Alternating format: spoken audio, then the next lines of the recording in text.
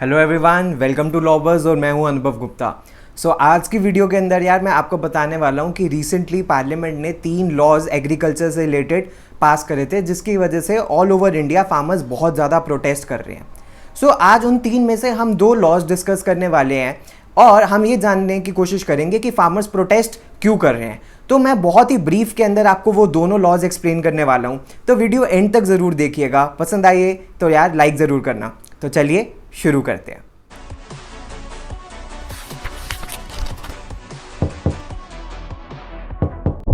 तो फ्रेंड्स, अगर मैं सबसे पहले लॉ के बारे में बात करूं तो गवर्नमेंट ने ये लॉज लाए क्यों हैं, ये 3 के 3 लॉज लाए क्यों हैं। गवर्नमेंट चाहती है कि एग्रीकल्चर इंडस्ट्री के अंदर बड़ी कॉर्पोरेट फर्म्स आएँ, जिसकी वजह से जो सप्लाई चेन मैनेजमेंट है वो इम्प्रूव हो जाए, वेस्टेज ना हो और प्राइस स्टेबिलिटी रहे। तो इसी वजह से वो बिग कॉर्पोरेट फर्म्स को लेके आने चाहती हैं। इसके लिए उन्होंने जो सबसे पहला लॉ पास किया है उसका पर्पस है फ्री मार्केट। तो फ्री मार्केट के लिए जो गवर्नमेंट ने एक बिल पास करा है वो है farmers produce trade and commerce bill. आप इसके नीचे यहाँ पे पूरा का पूरा ये बिल भी पढ़ सकते हो। इस बिल का नाम क्या है, इसके अंदर क्या है, अभी तक क्या होता था, फार्मर्स को अगर अपना प्रोड्यूस बेचना होता था तो उनको मंडी में लेके जाना होता था, जो APMC agriculture produce marketing committee manage करती थी। और यहाँ पे क्या होते थे, यहाँ पे कमीशन एजेंट्स होते थे जिनको फेमसली आड़तियाँ कहते हैं। ये कमीशन एजेंट फार्मर्स से खरीद लेते थे और इन कमीशन एजेंट्स की 1.5 से 3% तक कमीशन होती थी। इसके अलावा स्टेट गवर्नमेंट मंडी फीस चार्ज करती थी।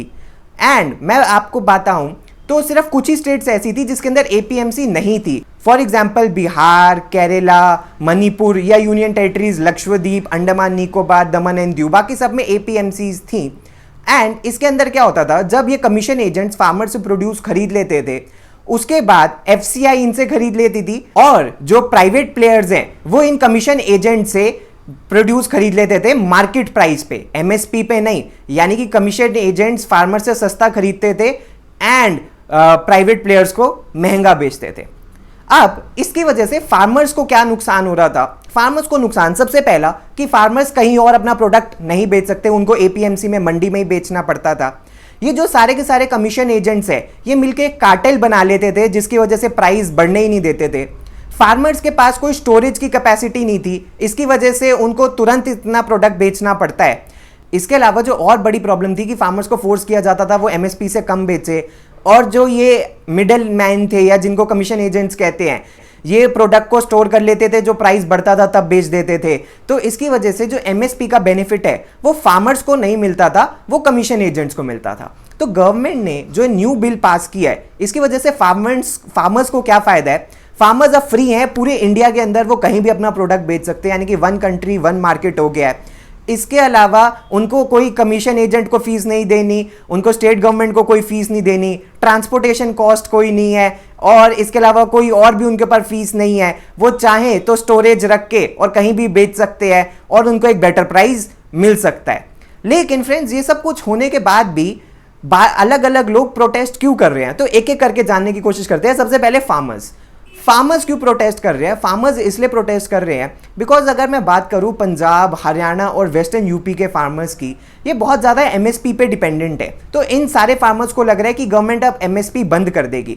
लेकिन नेशनली अगर देखा जाए तो सिर्फ और सिर्फ 12% ही फार्मर्स ऐसे हैं जिनको MSP के बारे में पता है। ऑल्दो गवर्नमेंट ने बोला है कि MSP बिल्कुल बंद नहीं होगा, लेकिन फिर भी फार्मर्स के लिए तो एक कंसर्न है ही। दूसरा, कमीशन एजेंट्स इसलिए प्रोटेस्ट कर रहे हैं क्योंकि उनकी कमीशन बंद हो जाएगी।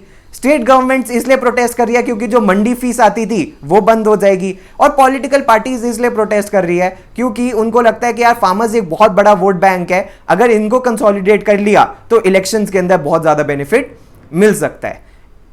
इसके अलावा जो दूसरा बिल गवर्नमेंट ने पास किया फ्रेंड्स, वो कॉन्ट्रैक्ट फार्मिंग से रिलेटेड था। अब कॉन्ट्रैक्ट फार्मिंग से रिलेटेड गवर्नमेंट ने जो ये बिल पास किया है, आप यहां पे इसको पढ़ सकते हो। इसके अंदर क्या है, गवर्नमेंट ने ये बोल दिया है फार्मर्स जो हैं वो एक फॉरवर्ड कॉन्ट्रैक्ट साइन कर सकते हैं एग्रीगेटर्स के साथ, प्रोसेसर्स के साथ, लार्ज रिटेलर्स के साथ, होलसेलर्स के साथ, एक्सपोर्टर के साथ, एंड वो एक मिनिमम प्राइस डिसाइड कर सकते हैं फसल बोने से पहले ही। तो इस तरह फार्मर्स को पता लग जाएगा कि एक्चुअली में उनको क्या प्राइस मिलने वाला है फसल बोने के बाद।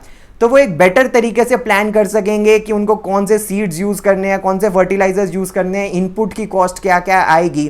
और इसमें सारा का सारा रिस्क उस एग्रीगेटर का हो जाएगा, फार्मर का कोई रिस्क नहीं रहेगा। तो इन केस अगर फार्मर का प्रोड्यूस फेल हो जाता है तब भी एग्रीगेटर को सारे पैसे फार्मर को देने पड़ेंगे।